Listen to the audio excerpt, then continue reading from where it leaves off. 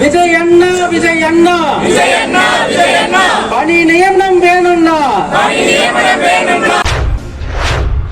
ஜனநாயகனே ஜனநாயகனே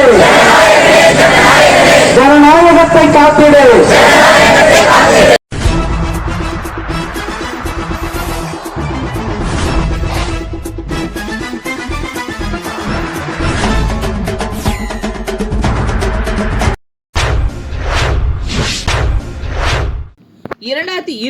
நியமன தேர்வில் தேர்ச்சி பெற்ற தொடக்கப்பள்ளி ஆசிரியர்கள் கூட்டமைப்பு சார்பில் ஆசிரியர்கள் உரிமை மீட்பு உண்ணாநிலை போராட்டம். சென்னை எழும்பூரில் உள்ள ராஜரத்னம் மைதானம் அருகே 2024 நியமன தேர்வில் தேர்ச்சி பெற்ற தொடக்கப்பள்ளி ஆசிரியர்கள் கூட்டமைப்பு சார்பில் ஆசிரியர்கள் உண்ணாநிலை போராட்டத்தில் கண்களில் சிவப்பு ரிப்பன் கட்டி நூதன முறையில் போராட்டத்தில் ஈடுபட்டனர். 2024ஆம் ஆண்டு நியமன தேர்வில் தேர்ச்சி பெற்ற தொடக்கப்பள்ளி ஆசிரியர்களுக்கு மறுதேர்வு இல்லாமல் அனைவருக்கும் பணி நியமனம் வழங்கிட புதிய அரசாணை பிறப்பிக்க வேண்டும். கடந்த 2013 14 ஆண்டுகளில் பலமுறை தகுதி தேர்வும் ஒரு தமிழ் தகுதி தேர்வோடு நியமன தேர்விலும் தேர்ச்சி பெற்றுள்ள 18,775 ஆசிரியர்களுக்கும் சீனியாரிட்டி அடிப்படையில் பணி நியமனம் வழங்க வேண்டும் உள்ளிட்ட 10 அம்ச கோரிக்கைகளை வலியுறுத்தி கண்களில் சிவப்பு ரிப்பன் கட்டி 500க்கும் மேற்பட்ட ஆசிரியர்கள் முழக்கங்கள் எழுப்பி நூதன முறையில் போராட்டத்தில் ஈடுபட்டனர். வெல்லட்டும் வெல்லட்டும் வெல்லட்டும் வெல்லட்டும் வெல்லட்டும் வெல்லட்டும் வெல்லட்டும் ஆசிரியர் போராட்டம் வெல்லட்டும் ஆசிரியர் போராட்டம் வெல்லட்டும் வெல்லட்டும் வெல்லட்டும் வெல்லட்டும் வெல்லட்டும் ஆசிரியர் போராட்டம் வெல்லட்டும் ஆசிரியர் போராட்டம் வெல்லட்டும். தமிழக அரசே தமிழக அரசே தமிழக அரசே தமிழக அரசே தமிழக அரசே தமிழக அரசே தமிழக அரசே தமிழக அரசே நீதி வேண்டும் நீதி வேண்டும் நீதி வேண்டும் நீதி வேண்டும் நீதி வேண்டும் நீதி வேண்டும் நீதி வேண்டும் நீதி வேண்டும் பாதிக்கப்பட்ட ஆசிரியர்களுக்கு பாதிக்கப்பட்ட ஆசிரியர்களுக்கு பாதிக்கப்பட்ட ஆசிரியர்களுக்கு பாதிக்கப்பட்ட ஆசிரியர்களுக்கு நீதி வேண்டும் நீதி வேண்டும் நீதி வேண்டும் நீதி வேண்டும். விஜய் அண்ணா விஜய் அண்ணா விஜய் அண்ணா விஜய் அண்ணா விஜய் அண்ணா விஜய் அண்ணா விஜய் அண்ணா விஜய் அண்ணா பணி நியமனம் வேணும்னா பணி நியமனம் வேணும்னா பணி நியமனம் வேணும்னா பணி நியமனம் வேணும்னா காக்க வேண்டும் அரசு பள்ளியை காக்க வேண்டும் அரசு பள்ளியை காக்க வேண்டும் அரசு பள்ளியை காக்க வேண்டும். உயர வேண்டும் உயர வேண்டும் உயர வேண்டும் உயர வேண்டும் உயர வேண்டும் உயர வேண்டும் உயர வேண்டும் உயர வேண்டும். அரசு பள்ளியில் மாணவர் சேர்க்கை அரசு பள்ளியில் மாணவர் சேர்க்கை அரசு பள்ளியில் மாணவர் சேர்க்கை அரசு பள்ளியில் மாணவர் சேர்க்கை உயர வேண்டும் உயர வேண்டும் உயர வேண்டும் உயர வேண்டும். நிரப்பிடுக நிரப்பிடுக நிரப்பிடுக நிரப்பிடுக நிரப்பிடுக நிரப்பிடுக நிரப்பிடுக நிரப்பிடுக காலி பணியிடத்தை நிரப்பிடுக காலி பணியிடத்தை நிரப்பிடுக காலி பணியிடத்தை நிரப்பிடுக காலி பணியிடத்தை நிரப்பிடுக. நிலைநாட்டு நிலைநாட்டு நிலைநாட்டு நிலைநாட்டு நிலைநாட்டு நிலைநாட்டு நிலைநாட்டு நிலைநாட்டு சமூக நீதியை நிலைநாட்டு சமூக நீதியை நிலைநாட்டு நிலைநாட்டு நிலைநாட்டு நிலைநாட்டு நிலைநாட்டு சமூக நீதியை நிலைநாட்டு சமூக நீதியை நிலைநாட்டு. ஜனநாயகனே ஜனநாயகனே ஜனநாயகனே ஜனநாயகனே ஜனநாயகனே ஜனநாயகனே. 2024 நியமன தேர்வில் தேர்ச்சி பெற்ற தொடக்கப்பள்ளி ஆசிரியர்களின் கூட்டமைப்பின் தலைவர் கோ பார்த்திபன் செய்தியாளரை சந்தித்தார். அனைத்து பத்திரிகைகள் மற்றும் ஊடக நண்பர்களுக்கும் அச்சு பத்திரிகைகளுக்கும் எங்களோட முதற்கண் வணக்கத்தை தெரிவிச்சுக்கிறோம். நாங்கள் 2024 ஆசிரியர் தேர்வு வாரியம் மூலியமாக நியமன தேர்வு எழுதி தகுதியுள்ள ஆசிரியர்கள் அந்த தேர்வை பொறுத்த வரைக்கும் ஏற்கனவே டெட்டுங்கிற தேர்வு எழுதியிருக்கணும். அது குவாலிஃபைடு ஆனால் மட்டும்தான் நீங்கள் ரெக்ரூட்மெண்ட் எக்ஸாமுக்கு அதாவது நியமன தேர்வுக்கு தகுதின்னு சொல்லியிருக்காங்க. அந்த நியமன தேர்வில் கூட தமிழ் பாஸ் பண்ணியிருக்கணும். அந்த நியமன தேர்வு கூட தமிழ் தகுதி தேர்வு இருக்குது. அந்த தேர்வில் கிட்டத்தட்ட 2013 3.5 லட்சம் பேர் அந்த எக்ஸாம் அட்டன் பண்ணுறாங்க. ஆனால் நாளடைவில் நம்பிக்கை இல்லாமல் போகுது, பணி நியமனம் இல்லாமல் போகிற ஒரு காரணத்தினால 2024ஆம் ஆண்டு ஜஸ்ட் ஒரு 27,000 பேர் மட்டும்தான் அந்த எக்ஸாம் எழுதுகிறாங்க. காரணம் என்னென்னா இந்த தேர்வின் மீது நம்பிக்கை இல்லை. தொடர்ந்து இந்த டிகிரியை படித்தா எந்த யூஸும் இல்லை அப்படின்னு தெரிஞ்சதுனால கிட்டத்தட்ட 3.25 லட்சம் பேர் இந்த துறையை விட்டு போயிட்டாங்க. எங்களோட பிரதான கோரிக்கை, முதல் கோரிக்கை என்னன்னா, கிட்டத்தட்ட இந்த 14 வருஷத்தில் 4 முறை தகுதி தேர்வும் 1 முறை நியமன தேர்வும் நாங்கள் எழுதியிருக்கோம். இந்த நியமன தேர்வை பொறுத்த வரைக்கும் 2018 149 ஜிஓவை அடிப்படையாக கொண்டு இந்த தேர்வு நடக்கணும். 2018லேருந்து ஒரு முறை கூட தேர்வு நடத்தலை. இந்த 8 வருஷத்தில் ஒரு முறை மட்டும்தான் நியமன தேர்வு நடந்திருக்கு. ஒரு வருஷமாக நடந்திருந்தால் இந்த பிரச்சனை இருந்திருக்காதுங்கிறது எங்களோட முதல் குற்றச்சாட்டை நாங்கள் வைக்கிறோம். அடுத்ததாக இப்போ ஊழல் பற்றி நிறைய சொல்லியிருக்காங்க. நாங்கள் ஒரு சாதாரண மக்கள், நாங்கள் ஒரு பொதுவான ஒரு கேள்வி கேட்குறோம். ஒரு நிதித்துறை ஒப்புதலோடு தான் ஒரு காலி பணியிடங்கள் நிரப்பப்பட முடியும். அப்படி இருக்கும்போது 2021 730 காலி பணியிடங்கள் நிதித்துறை ஒப்புதலோடு வெளியிடப்பட்டது, தேர்வே நடத்தலை. 2022 3987 காலி பணியிடங்கள் அறிவிக்கப்பட்டது, தேர்வு மட்டும்தான் நடத்தப்பட்டது, பணி நியமனம் வழங்கலை.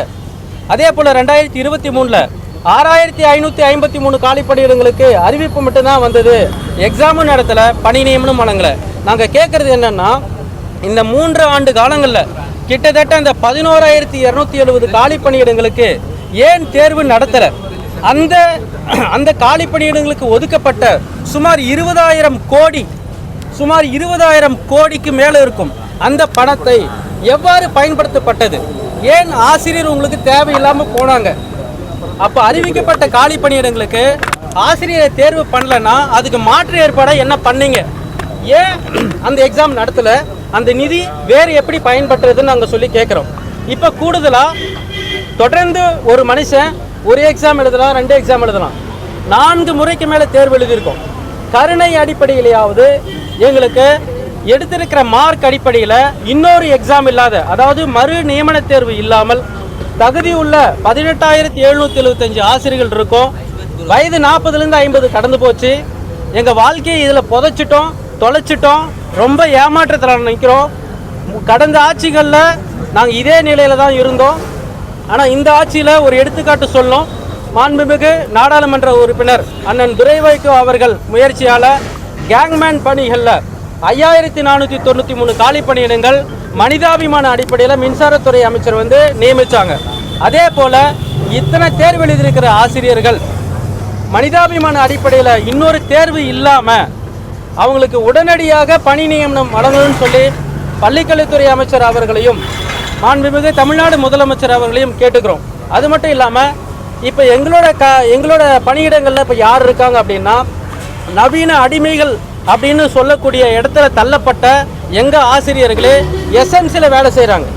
எஸ்எம்சியில் அவங்களுக்கு மரியாதை கிடையாது, நியாயமான சம்பளம் கிடையாது, அந்த துறையே இருக்கக்கூடாது.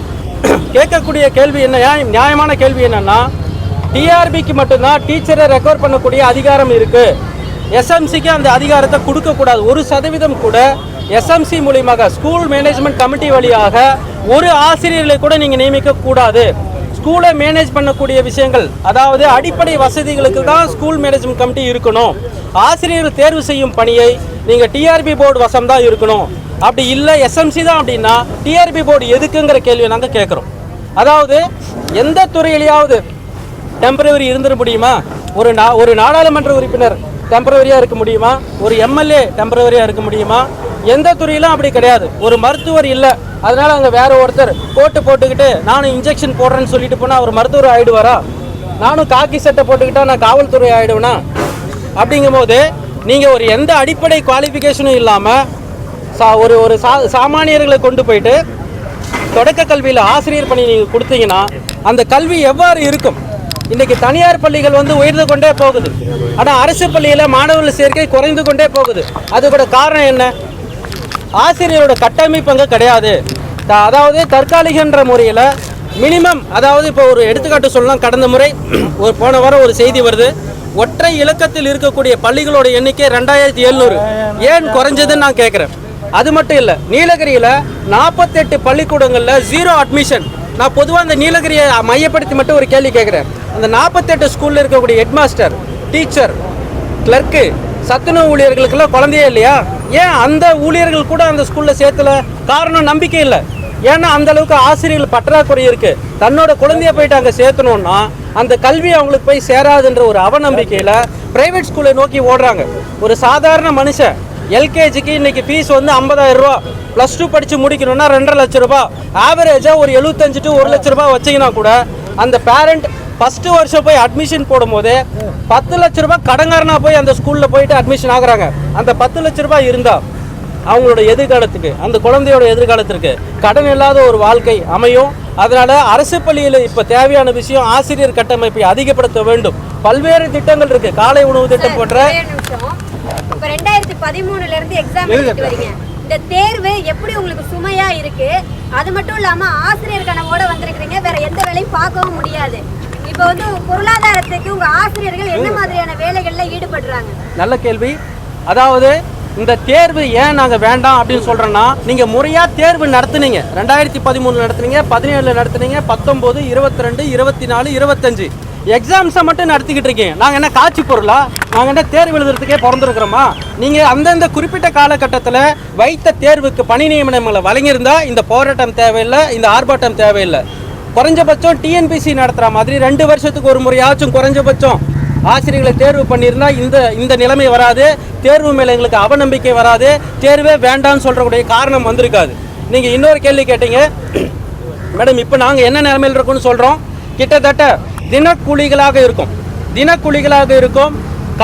அதாவது இரவு காவலியாளியாக இருக்கும், பெயிண்டர் ஒர்க் பண்ணிக்கிட்டு இருக்கோம். கோயம்புத்தூர்லையும் பெங்களூர்லையும் மேஸ்திரி வேலை செஞ்சுக்கிட்டு இருக்கோம்.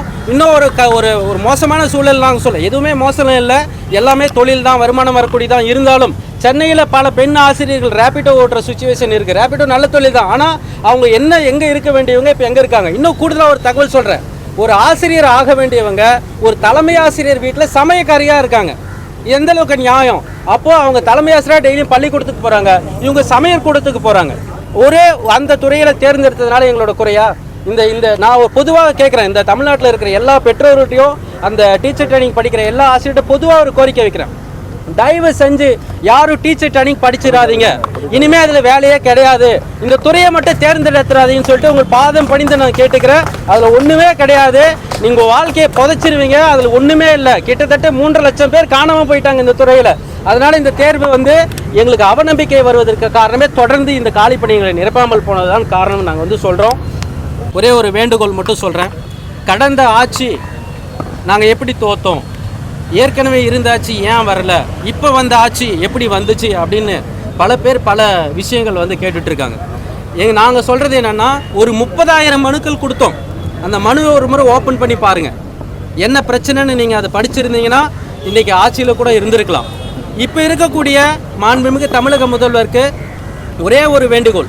அதிகாரிகளால் தான் நாங்கள் வீழ்ந்தோம், அதிகார வர்க்கத்தினால் தான் வீழ்ந்தோம், முறையற்ற நிர்வாகத்தால் தான் நாங்கள் வீழ்ந்துட்டோம். எங்கள் வாழ்க்கை ரொம்ப மோசமான நிலைமையில் இருக்குது. எப்படி மின்சாரத்துறையில் மனிதாபிமான அடிப்படையில் 5383 காலிப்பணிகளை நிரப்பினாரோ, எப்படி ஹெல்த் இன்ஸ்பெக்டரில் 15,000க்கு மேற்பட்டு இருந்தாலும் கூட இப்போ உடனடியாக 1700 பேருக்கு பணி நியமனம் வழங்கினாரோ, அதுபோல் தகுதி உள்ள ஆசிரியர்களுக்கு எந்த கட்டுப்பாடும் இன்றி, நிபந்தனையும் இன்றி அவங்களோட குவாலிஃபைடு இருக்குது, எக்ஸாமில் பாஸ் பண்ணியிருக்காங்க. அந்த அடிப்படையில் உடனடியாக பணி நியமனம் வழங்க வேண்டும். மறுதேர்வு வைக்கக்கூடாது.